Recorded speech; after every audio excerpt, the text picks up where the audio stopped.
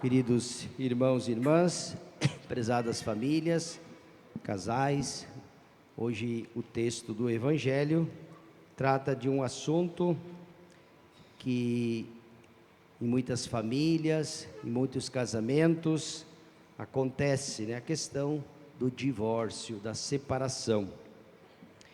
Então os fariseus vão até Jesus, se aproximam de Jesus e para pô-lo à prova, querem testar Jesus, ver qual era a opinião dele, uma vez que Moisés havia permitido, no mandamento, dizendo que deu uma autorização, que o homem, em determinados momentos, determinadas circunstâncias, poderia, escrever uma certidão de divórcio e despedir a esposa, mandá-la embora, né?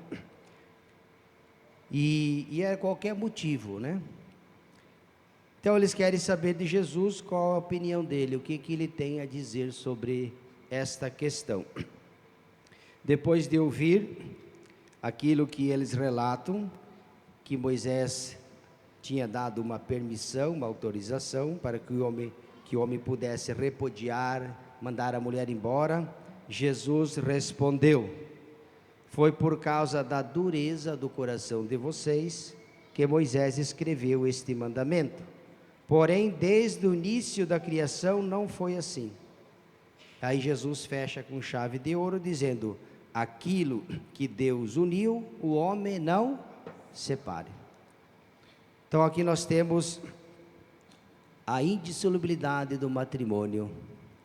Para a igreja, o casamento, quando ele é validamente contraído, e aqui a gente precisa analisar, o padre trabalha no tribunal há muitos anos, né? E às vezes olhando para os libelos, as histórias de vida dos matrimônios que fracassaram, você vê cada relato de casamento que a gente se pergunta, por que aquela pessoa casou, né? Qual a compreensão que tinha quando você começa a ler as histórias, dramas, né? Histórias de vida dramáticas, que a gente se pergunta o que fez com que aquela pessoa casasse. Melhor seria se não tivesse casado, né? Não faria a outra parte sofrer, nem ele, nem os filhos, e muito menos a família. Então é claro que a igreja, ela não apoia, não promove, nem incentiva o divórcio. Aquilo que Deus uniu, aí precisa ver se realmente de fato Deus uniu. Existem muitos casamentos nulos, né? Que se levar para o tribunal vai dar nulidade, né? Poderia ficar aqui a noite inteira falando de casos de nulidade, mas não é a questão, para entender, né? Que nem todos aqueles que casam têm a devida maturidade para o casamento. Então é lógico que se houve algum vício de consentimento, alguma simulação, algum dolo, alguma grave, faça um exemplo, né? Tem relatos lá, né? A gente fala o pecado, mas não o pecador, né? Faltando meia hora para o casamento, foram buscar o noivo no boteco, estava lá bêbado, nem sabia que ia casar. Daí ele pergunta, podemos falar de um casamento aqui? Uma pessoa que se apresenta embriagada diante do sacerdote? Nós temos ali uma simulação, uma grave falta de discrição de juízo, sem contar das questões psicológicas, né? Tanto drogas, alcoolismo, né? E tantas outras situações.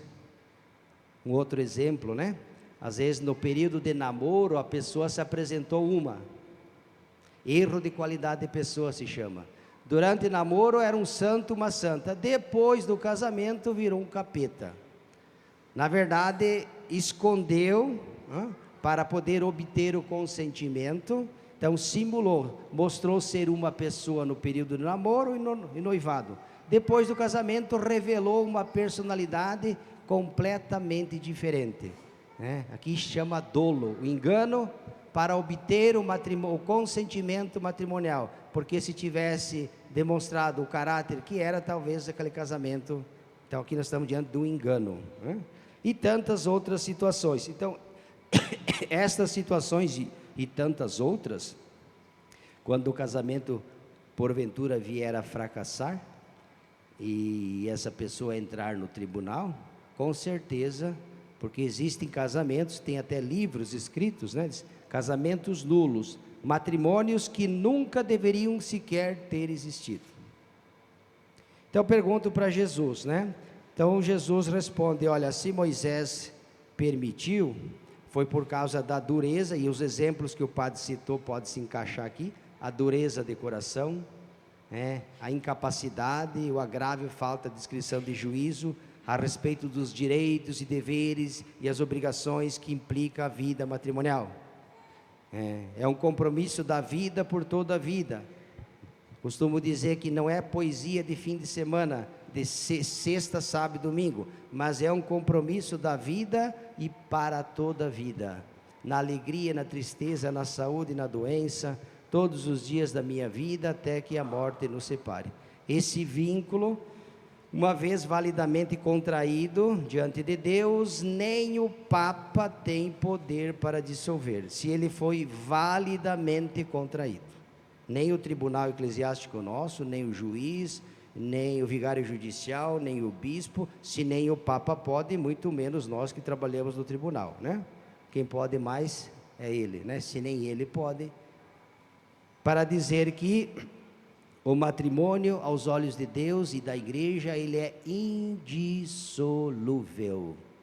Não separe o homem aquilo que Deus uniu. Continua valendo hoje para os nossos dias também. Vivemos numa sociedade onde temos muitos divórcios. A lei civil facilita também, né? A pessoa pode casar, recasar, tricasar, né? Pode ser que nem a seleção brasileira, pentacampeão, né? Tem uns por aí que já estão quase que nem a seleção brasileira em casamento, né? Vão multiplicando problemas para outras pessoas. Pois bem, depois na primeira leitura, o livro do Gênesis descreve com uma beleza ímpar, né? Diz que Deus criou tudo, né? Depois que apresentou a Adão todos os seres criados, os animais, e levou até Adão para que ele desse nome. Adão estava sozinho. Deus criou tudo era bonito, tudo era bom, e levou até Adão.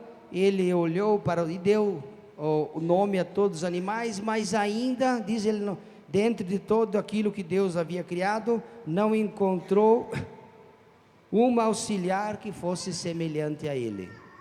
Não tinha entre todas as criaturas feitas por Deus, nenhuma se lhe parecia. Não conseguia estabelecer um relacionamento, uma relação de amor, um diálogo. E ele contempla, muito embora tudo tinha sido criado com amor e perfeição, ele ainda era infeliz, porque não havia encontrado entre as criaturas nenhuma que lhe fosse semelhante. E aqui o autor sagrado diz: então Senhor Deus, mandou um sono profundo sobre Adão. Quando ele adormeceu, tirou-lhe das costelas, fechou o lugar com carne e apresentou a mulher e conduziu Adão. E quando Adão olhou, a contemplou, se alegrou. Se antes ele não estava feliz ao contemplar a mulher tirada da sua costela, né? Santo Agostinho vai dizer que a mulher não foi tirada da cabeça para estar acima do homem, nem da sola do pé para estar abaixo. Da costela, ela debaixo do braço para ser amparada e perto do coração para ser amada. Da mesma igualdade, para estar junto, né? E ao contemplar a mulher, ele se exclamou, ficou com alegria, disse: essa sim é osso dos meus ossos, carne da minha carne, e se alegrou. Veja que imagem bonita para descrever aqui, irmãos e irmãs, a vida matrimonial, o marido e a mulher. Você que é casado, você que é pai, você que é mãe. Então vamos louvar a Deus, agradecer pela vocação matrimonial, O matrimônio, quando ele é bem vivido, também ele é caminho de santidade. Quando a pessoa se casa, ela quer viver a vida matrimonial como um caminho de santidade. Assim, quando o padre se consagra à vida religiosa, assim como o religioso, consagrada, se consagra a Deus, o matrimônio também é uma maneira de se consagrar a Deus, tanto é que é um sacramento. Às vezes o padre fala, cuidado, porque tem muita gente que vai no matrimônio como um evento social. Aos olhos do mundo pode ser até um evento, quando às vezes a noiva ou o noivo estão mais preocupados com as fotos, né? Estão na igreja de corpo só, mas o coração já está longe. O que vai beber, se o chopp está gelado, se a foto vai sair bonita, né? Me parece muito pouco para quem quer viver um compromisso de vida para toda a vida. Se o matrimônio é entendido como um evento social, sugiro que fique solteira. Repense melhor depois, quando você tiver mais maturidade para assumir uma família e um compromisso, aí você se apresenta diante de Deus. Mas se você tem essas visões ou compreensões meramente sociais, mundanas, vendo naquilo que é sacramento um evento social, sugiro, só sugestão, né? Que você espere um pouquinho mais. Então vamos pedir ao Senhor que abençoe nossas famílias, os casais, aqueles que talvez estejam em crise.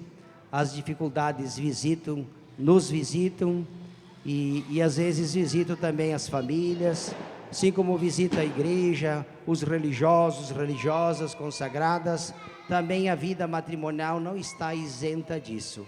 Mas como vocês celebraram o sacramento, vocês têm que buscar em Deus, na força do sacramento celebrado, as graças e as bênçãos, para que o matrimônio de vocês também possa, nesses momentos de crise, no diálogo, no amor e no perdão, vocês possam encontrar a reconciliação. Louvado seja nosso Senhor Jesus.